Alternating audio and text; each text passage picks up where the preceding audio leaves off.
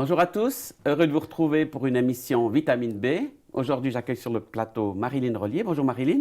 Bonjour Sylvain. Tu vas bien? Oui, merci, très bien. Voilà. Ouais. Pour qu'on te connaisse un petit peu, tu pourrais nous dire avec quelle organisation tu travailles principalement? Alors, principalement, je travaille avec les chrétiens au service de la santé, CAS ou CASS ici en Suisse romande et également au niveau européen. Donc c'est une organisation qui est assez importante, qui touche beaucoup de monde, beaucoup de pays. Alors oui, en fait, on est une organisation qui est présente dans le monde entier. Wow. Et entre autres, ici en Suisse romande, et notre spécificité, c'est vraiment de soutenir et d'accompagner les soignants dans le travail qui est le leur. Les gens qui travaillent pour soigner les gens, ils sont aussi parfois malades. Pas parfois, souvent. Ouais. Et surtout dans les conditions de travail actuellement. Ça devient de plus en plus dur et je pense que vraiment, ils ont besoin de soutien, mais aussi de créer un réseau vraiment de soutien les uns les autres, un petit peu comme un filet de sécurité. Ouais. Ça, c'est un petit peu notre travail.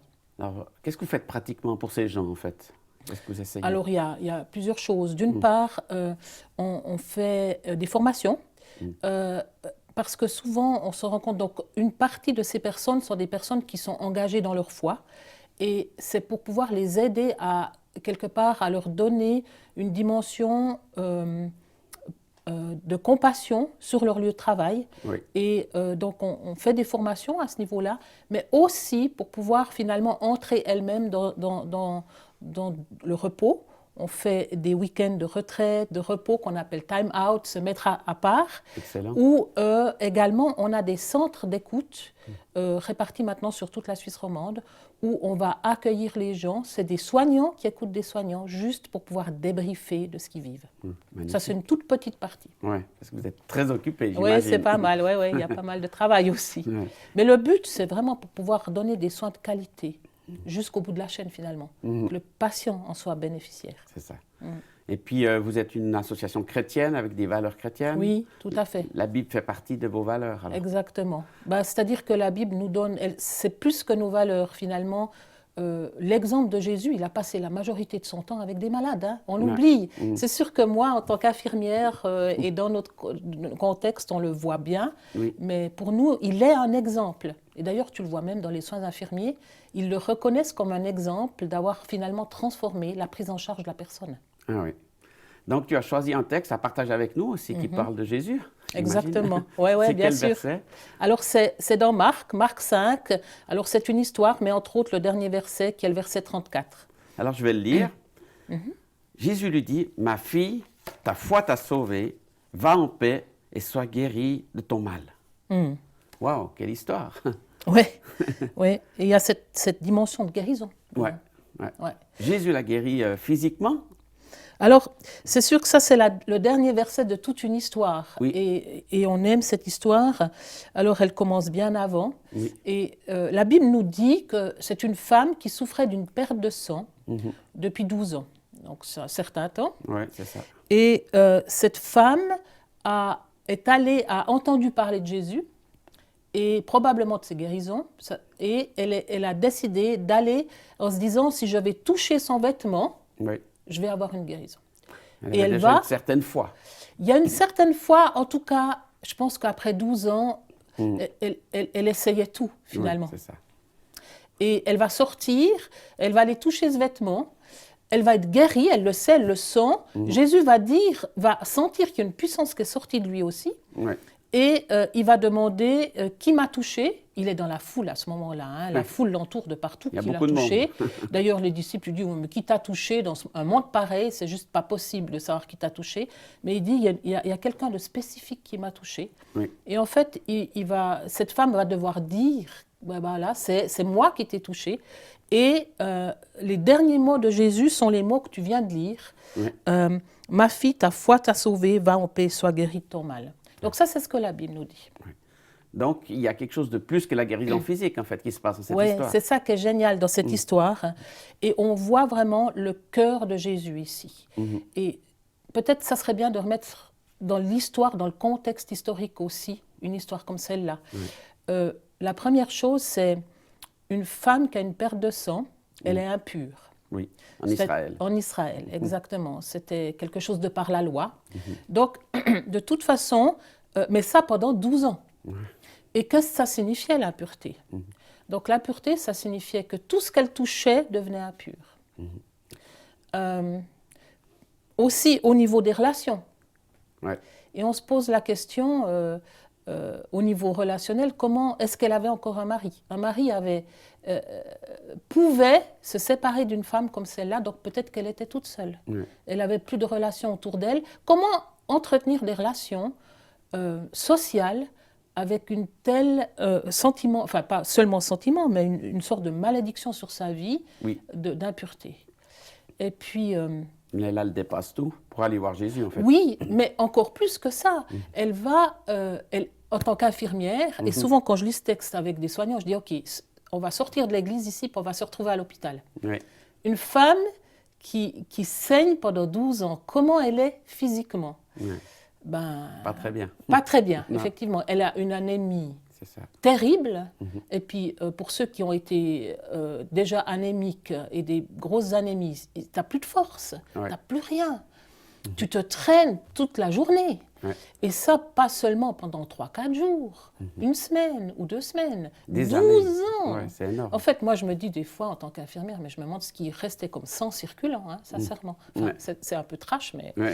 Et en plus, cette femme, due au père de sang, elle ne pouvait pas avoir d'enfant. C'était stérile. Oui, c'est ça. Raison pour laquelle un mari pouvait la laisser. Donc, une situation terrible de rejet, Exactement. toute seule. Elle est seule. Et puis, je me pose la question aussi, et sa relation à Dieu? Quand tu portes une malédiction sur ta vie, de par la loi, pendant 12 ans, je ne sais pas, la Bible ne nous le dit pas, mais je me dis, je ne suis pas sûre qu'elle ait vraiment une relation ouverte, épanouie avec Dieu. Voilà. Je pense qu'elle portait ça comme un fardeau, comme une malédiction, en se demandant ce qu'elle avait bien pu faire pour vivre ça. Et puis Jésus touche cette femme vraiment dans sa misère, dans sa solitude, et puis il la guérit. Exactement. Et ce qui est incroyable, moi, ce que je trouve dans cette femme, c'est qu'elle garde suffisamment de force en elle-même, parce que si en sortant, elle allait toucher des gens. Il y a plein de monde. Bien sûr, Puis dans la foule. Exactement. Puis elle allait toucher Jésus, elle allait toucher le Maître, elle allait les rendre impurs, selon la loi. Oui. Et moi, c'est ça qui me dépasse, tu vois. C'est qu'elle, déjà, elle a passé au-delà de choses difficiles. Ce que je dis souvent, c'est quand tu sors de chez toi, tu es sous une malédiction comme ça, tu vas regarder déjà si les voisins ils te voient. Tu te caches, en fait. Oui, exactement. Tu vas essayer de te dire, je vais sortir pendant qu'on ne me voit pas trop. Et puis, elle espérait rentrer sans qu'on le sache. On le sache. Tu vois? Mais Jésus l'a repéré. Mais c'est ça qui est incroyable. Et moi, quand tu vois ça, tu te dis, mais c'est pas possible. Jésus, tu fais une erreur psychologique magistrale. Pourquoi tu la laisses pas rentrer en catimini chez elle, guérie? Il amène ça au grand jour. Mais moi, je pense, je sais pas, les gens autour devaient se dire, est-ce qu'elle m'a touchée, par où elle est passée, etc. Puis on voit, si on lit le texte complet, j'encourage vraiment les gens à le lire, on voit elle était terrorisée quand Jésus lui pose la question. Parce que normalement, elle méritait d'être lapidée. Publiquement. Publiquement. Et c'est là où je me dis, mais Jésus, mais qu'est-ce que tu fais? Et en fait, il va finir par cette phrase qui est juste extraordinaire. Ma fille, ta foi t'a sauvée. Il l'amène plus loin alors. Ouais. Je pense que c'est le seul endroit où, en parlant à une femme, il dit ma fille. D'habitude, quand on voit dans les évangiles, on voit quand il parle aux femmes, il dit femme. Ce qui était normal. Hein. Pour nous, ça paraît un peu bizarre, mais du temps, dans le contexte, c'était tout à fait normal. Mais là, il dit ma fille. Il l'accueille vraiment, quoi. Il l'accueille, et il l'accueille en tant que le représentant de Dieu. Et tu vois, quand je me dis, sa relation à Dieu, comme on a dit tout à l'heure, elle était brisée, cette femme. Et là, c'est le représentant de Dieu qui dit « ma fille ». Donc, il lui dit « je te réintroduis comme fille de Dieu ». Donc ce texte, ça doit vous inspirer dans votre travail auprès des malades, dans les Exactement. hôpitaux, partout, quoi. Oui, parce que là, on voit non seulement il l'a introduit avec Dieu, mais en disant ma fille, il lui dit fille d'Abraham. Je te réintroduis dans ton peuple, parce qu'elle n'en faisait plus partie. Et non seulement il a guéri physiquement, mais dans tous ces domaines-là. Ouais. Psychologiquement, socialement, relationnellement, il a réouvert une porte avec Dieu. Et pour moi, c'est ce Dieu-là que je veux réintroduire en quelque part dans nos soins. Voilà. Un Dieu qui prend soin dans une globalité. Je dirais la foi n'est pas toujours bienvenue dans un hôpital, dans un centre de soins. C'est vrai. Malheureusement. Oui, c'est vrai. Mais le côté extraordinaire de notre Dieu, c'est qu'il a fait de nous des porteurs de sa présence. Oui. Et je dis toujours, c'est génial parce qu'il a fait de nous des temples ambulants. Des porteurs de sa présence. Et sa présence, ici, on le voit. Qu'est-ce que sa présence fait? Elle fait une énorme différence dans cette femme. Ouais, oui. Et c'est cela qu'on veut vivre. Et c'est dans ce sens-là qu'on accompagne aussi les gens. C'est qu'ils deviennent réellement conscients que sa présence, c'est tout ça qui peut se passer. C'est pas juste sa présence que dans une église le dimanche matin. Tu vois. Donc tu le constates dans ton travail, auprès des soignants, dans les hôpitaux. Vous avez des témoignages, d'exemples. Exactement. Des choses où tu vois vraiment la différence. Et les gens le disent. Quand ils deviennent conscients de la présence de Dieu vraiment dans leur vie, et un Dieu, ils le sont, mais un Dieu qui peut être ce Dieu qui peut réouvrir et avoir une dimension de bénédiction sur tout ce domaine relationnel, alors il y a des choses qui se passent, réellement, il y a des choses qui se passent. Alors, ce n'est pas forcément des guérisons physiques, tant mieux s'il y en a, on aimerait en voir plus, y compris dans nos hôpitaux, mais ça peut être simplement une relation, on est là pour aider à une relation entre mère et fille de se réouvrir, entre conjoints de se réouvrir, parce qu'on est là comme étant quelque part représentant cette présence de bénédiction et de réconciliation dans tous les milieux de santé. Parce qu'il y a le problème physique, la souffrance physique, mais il y a aussi des fois beaucoup de souffrance morale, relationnelle. Oui, je dirais de plus en plus, de plus en plus. Et la notion de réconciliation, je dirais, devient de plus en plus importante dans ce qu'on vit, de plus en plus importante. Réconciliation avec Dieu. Voilà. Vous êtes des intermédiaires, des conciliateurs. Oui, c'est ça, oui. Mais il faut qu'on en devienne conscient. On en devienne conscient. Et dans ce sens, on devient bénissant. Voilà. Donc vous sortez un petit peu du cadre professionnel de l'employé qui fait son travail.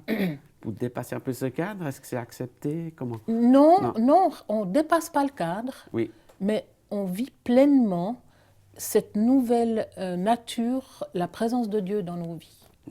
Et on ne dépasse pas le cadre. Au contraire, on devient de meilleurs professionnels. Je disais une fois à une responsable ici du canton de Vaud au niveau de la santé, elle me demandait ce qu'on faisait et je disais, on soutient les soignants pour qu'ils deviennent des gens bienveillants et bénissants sur leur lieu de travail. Et elle était toute surprise. Elle me disait, ah ouais, vous faites ça? Je n'ai jamais entendu parler de ça. Ce n'est pas juste des salariés ou des employés. Non. Vraiment, notre but, c'est ça. C'est de permettre aux soignants, dans les conditions actuelles qui sont difficiles, très difficiles, et de devenir bienveillants et bénissants. Dans les conditions qu'on vit actuellement, on a plutôt tendance à se situer dans les victimes. Et voilà, et d'être là, et en étant victime, on ne change rien, on n'est pas du tout proactif sur nos lieux de travail. Alors, ce n'est pas facile de changer, mais nous croyons vraiment que Dieu peut faire une différence dans la vie de quelqu'un, et entre autres des soignants, pour pouvoir amener quelque chose de différent, une espérance dans nos lieux de soins, là où finalement la souffrance est je dirais, concentrée dans nos hôpitaux. C'est ça. Donc, ceux qui s'occupent des soignants deviennent aussi des canaux de bénédiction, d'encouragement. Exactement. Plus que juste les produits ou la médecine ou les soins infirmiers. Alors, on a un système de soins extraordinaire. En Suisse, on a des meilleurs. On ne va pas remettre ça en question. Au contraire. Il y a des outils incroyables. Absolument. Mais on croit aussi que ça, c'est la bénédiction de Dieu sur notre système de santé. Absolument. Mais c'est rajouter le petit plus qui fait qu'on devient réellement bienveillant et qu'on a le cœur de Dieu à la rencontre des gens. Merci beaucoup Marilyn pour cet échange. Avec plaisir. Merci Sylvain de me donner l'occasion. Et puis je vous remercie de nous avoir suivis et puis j'espère que vous nous suivrez pour d'autres émissions sur ce plateau Vitamine B. À bientôt. Au revoir à tous. Au revoir Marilyn. Au revoir Sylvain.